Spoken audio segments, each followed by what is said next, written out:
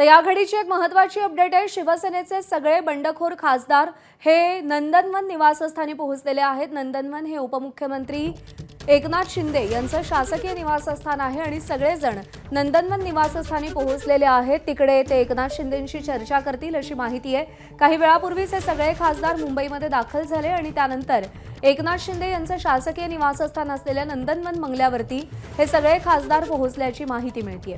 थोड्याच वेळात हे सगळे खासदार अधिकृतरित्या शिवसेनेमध्ये प्रवेश करतील आणि त्यानंतर त्यांची पत्रकार परिषद सुद्धा होईल 4 वाजता, म्हणजे थोड्याच वेळात त्यांची पत्रकार परिषद होणार आहे अशी माहिती।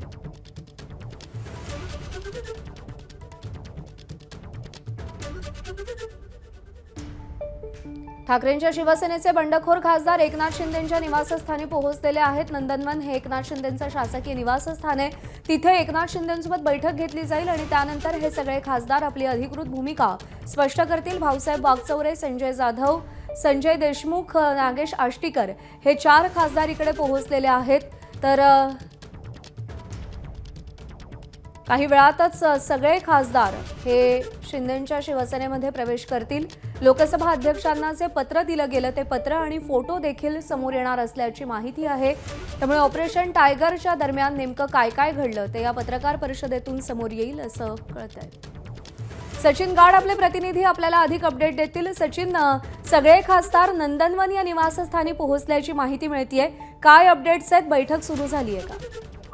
नक्कीच सध्या आपण बघतोय की मुंबई विमानतळावरती दाखल झाल्यानंतर जे 4 खासदार आहेत, संजय जाधव, संजय देशमुख, भाऊसाहेब वागचौरे हे सगळे आता नंदनवन या एकनाथ शिंदे यांच्या शासकीय निवासस्थानी दाखल झालेले आहेत। सध्या एकनाथ शिंदे हे इथे पोहोचलेले नाहीत, ते सध्या विधान भवनात आहेत। मात्र एकनाथ शिंदे हे काही वेळात तिकडे येण्याची माहिती आहे। त्यानंतर बैठक होईल। त्यासोबतच जे संजय दिना पाटील मुंबईचे खासदार आहेत आणि ओमराजे निंबाळकर हे देखील अद्याप मुंबईला आलेले नाहीत। ओमराजे निंबाळकर हे पुण्याला असल्याची माहिती मिळते, तिथून ते बाय रोड मुंबईला येणार आहेत। संजय दिना पाटील हे देखील त्यांच्या घरी आहेत, ते तिथूनच मुंबईला येतील। सुरुवातीला त्यांची नंदनवन इथे बैठक होईल आणि त्यानंतर हे सगळे खासदार उपमुख्यमंत्री एकनाथ शिंदे यांच्यासोबत वायबी चव्हाण सेंटरमध्ये दाखल आणि तिकडे मुख्यमंत्री एकनाथ शिंदे यांच्यासोबत वायबी चव्हाण सेंटरमध्ये दाखल आणि तिकडे एका पत्रकार परिषदेचं आयोजन करण्यात आलेलं आहे। आज या 6 खासदारांचा आज एकनाथ शिंदे गटात प्रवेश होऊ शकतो। त्यासोबतच अद्याप त्यांची जी प्रक्रिया पार पडलेली आहे त्या संदर्भात कोणतीही माहिती ही आलेली नाही। आपण बघतोय सध्या शिंदे गटाचे नेते इथे आलेले आहेत, 4 खासदार इथे पोहोचलेले आहेत। काय सांगाल, हे मुंबईवरून दाखल झाले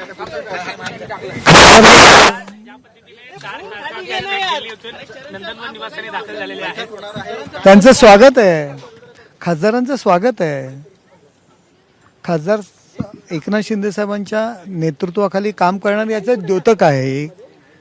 आपण ते लोक त्यांची मतं मांडतील, परंतु साहेबांना भेटायला आले, आम्ही त्यांचं स्वागत करतो। खासदारांना जे आहे ती वायप्लस त्याची सुरक्षा देखील पुरवण्यात आलेली आहे। बैठक होणार आहे का? बैठकीनंतर मग वायबी चव्हाणला बघा, सुरक्षा पुरवणं त्यांना जर काही धोका असेल, काही लोक वायफळ बडबड करतायत, लोकांना भडकवतायत आणि मग त्यांचा धोका असेल तर त्यांची काळजी घेणं हे काम आहे सरकारचं। आता आदित्य ठाकरे, उद्धवजी ठाकरे यांना सुद्धा सरकारची सुविधा त्यांनी निर्माण दिलेली आहे। त्यांना सुद्धा मग ते लोक त्यांची सुरक्षा काही नाकारतात का? संजय राऊतांना पण सुरक्षा आहे, नाकारावी त्यांनी।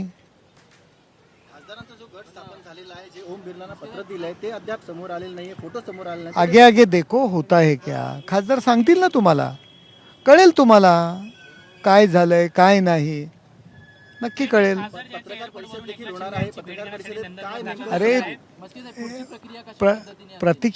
प्रतीक्षा थोडा वेळ थांबा, सगळ्या गोष्टी तुम्हाला कळतील। आता बैठक आहे का? एकनाथ शिंदे अद्याप नाही। प्रतीक्षा करा, थोडा वेळ थांबा, तुम्हाला सगळ्या गोष्टी कळतील।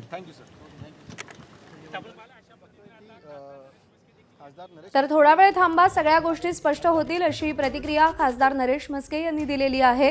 ते देखील नंदनवन या निवासस्थानी पोहोचलेले आहेत आणि थोड्याच वेळात एकनाथ शिंदे सुद्धा नंदनवन इथे पोहोचतील आणि त्यानंतर वायबी चव्हाण सेंटर इथे सगळ्या खासदारांसोबत एकनाथ शिंदेंची एक बैठक होईल। त्यानंतर पत्रकार परिषद होईल। या सगळ्या संदर्भात सचिन गाड आपल्याला अधिक अपडेट देत होते। सचिन, अपडेटसाठी आभार। दरम्यान बंडखोर खासदार मुंबईमध्ये दाखल होताच राऊतांनी एक्स पोस्ट करत त्यांच्यावरती निशाणा साधलाय। संजय राऊतांची एक्स पोस्ट अशी आहे, 50-50 कोटीला विकले गेलेले 4 खासदार मुंबई विमानतळावर उतरले आणि भेदरलेल्या नजरेनं सशस्त्र पोलीस गराड्यात बाहेर पडले. ये जीना भी क्या जीना है लल्लू. चित्रगुप्तानं पापांचा हिशोब लिहायला सुरुवात केली. यांची पुढची पिढी सांगेल, मेरा बाप गद्दार था, मेरा पति गद्दार था, मेरा नाना गद्दार था.